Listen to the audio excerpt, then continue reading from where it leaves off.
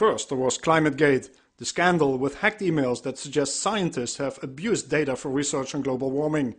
Now another international climate scandal is emerging that may have an impact on the talks in Copenhagen.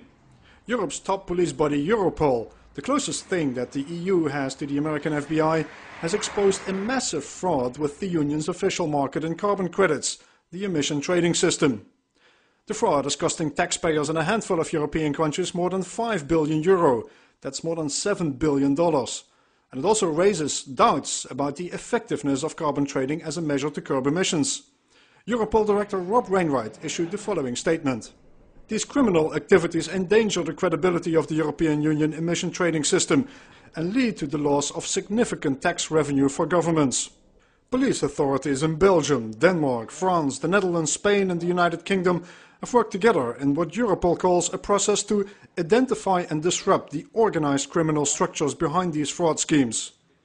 Let's see if I can explain the scheme using this graphic provided by Europol. The fraud is based on what tax experts and investigators call a carousel fraud with missing traders. This carousel generates money by stealing value-added tax or sales tax from the national governments. The first step of the criminals is to open a trading account with a national carbon registry in the name of a newly registered company. From there, this company buys EU emission allowances in another country on one of the 6 official carbon exchanges.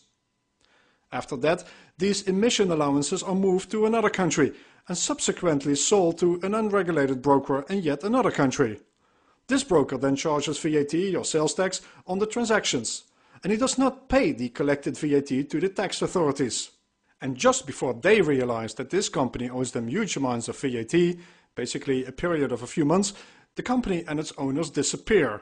A new company then is set up using other frontmen to repeat the carousel. The crime rings that run such schemes can have several dozen or hundreds of companies whose real owners are difficult to trace. Basically, this type of fraud is possible because European countries continue to disagree on single market tax legislation. Carousel fraud, therefore, is a constant feature in the European cross-border market.